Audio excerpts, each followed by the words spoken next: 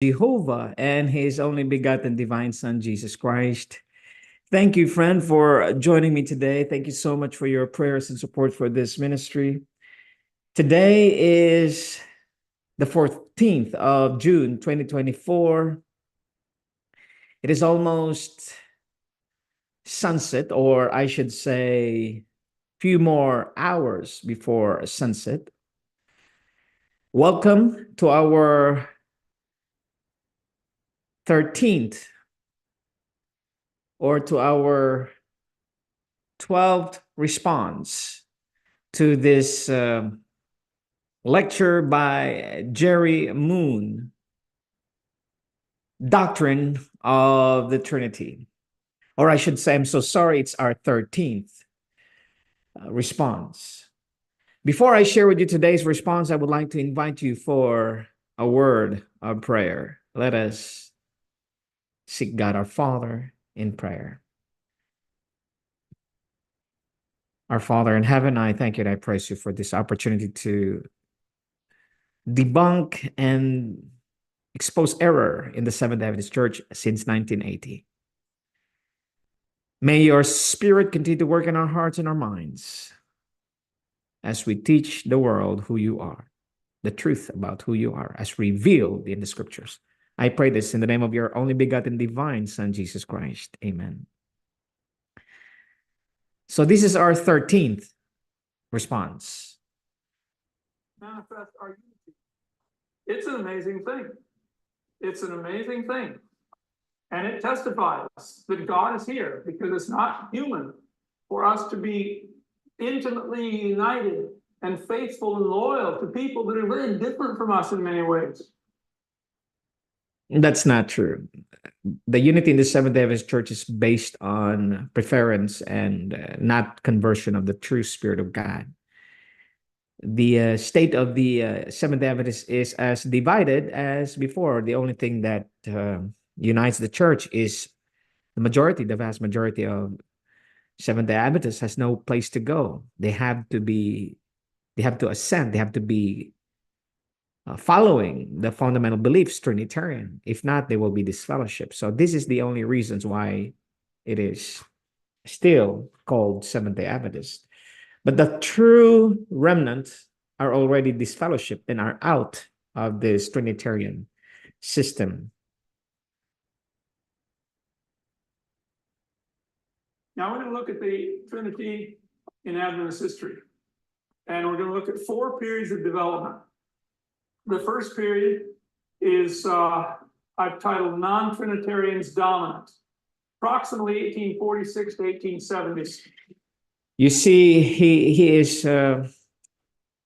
is deliberately rewriting history. So Ellen G. White died confirming that the religion will be changed, meaning to say she already saw that Trinitarians will do their sinister plot to discredit our pioneers. So just imagine he is making a false revision of history. The Seventh-day Adventist Church were non-Trinitarians until it was changed in 1980. So here we are, clearly as the noonday, revising the history. And I want the people to know that Jerry Moon is making his own history. 6. In 1846, James White made a statement that we don't believe in the Trinity. And Ellen G. White and James White were non-Trinitarians all the way. So he is making a false representation here without basis of facts. In fact, the statements of Ellen G. White until she died, she upheld the 1870 to 1889 fundamental principles. The Seventh-day Adventist was deliberately fooled or deceived by Trinitarians. If you believe this time period, I would say, friends, you have to read the statements of Ellen G. White and those who came before her. Unfortunately, James White died in 1881, and also John Evans Anders and the others. So to say that non-Trinitarians dominant were until 1876 is a false narrative, a blatant lie, historical revisionism. And it was about 30 years later that they began to reconsider this. Oh, wow. This is a must here for all of us. He is revisioning our history. Ellen G. White has a statement that the first 50 years of our church was the pure and biblical church. The first 50 years is the fundamental principles. She knows that there are Trinitarians coming in the church, but they were not able to succeed in changing the church because Ellen G. White was still alive. You see how revisionism and how lies are being believed in the Seventh-day Adventist Church. I could testify that this chronological order is not the truth. I could vouch safe this is made up by Jerry Moon. Some doubts begin to arise about anti-Trinitarianism.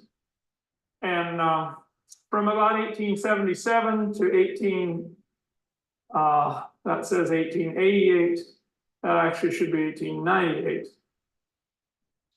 Then there was a paradigm shift where they basically left behind the old non-Trinitarian view and accepted a Trinitarian view, but based on the biblical evidence, not accepting some of the traditions about it. You see, friends, this is a blatant lie, revisionism. 1903 was John Harvey Kellogg's pantheism, and then he later accepted Trinity. John Harvey Kellogg. He was denounced by Ellen G. White. Letter 243, 242, 243, very clear. Ellen G. White never returned to Trinitarian belief. This is just a made-up history by those who wanted to wrestle the church. Trinity was never accepted until 1913. Hudson Washburn was still alive and B.J. Wilkinson was still alive. They were fighting the onslaught of deception in the church. You see, friends, I tell you the truth. If you had to believe this lecture now, you will be confused because our pioneers were clear non-Trinitarian. This is a deceitful revisionist of history, of Adventist history. And so the Trinity was accepted by Seventh-day Adventists. In the Review and Herald in 1913, the editor wrote an editorial. That's a lie. We have proof that Truth Seeker, that church, presented that they are lying, that this is the fact. The Seventh-day Adventists were non-Trinitarians. It's just unfortunate that the leaders of the General Conference were instrumentalities of Rome. And that is the fact. Endorsing the Trinity.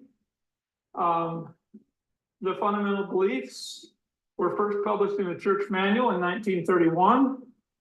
And then in 1946, the fundamental beliefs were made official in General Conference session. So really that 1946 is the landmark, just 100 years after James White said, we don't believe in the Trinity.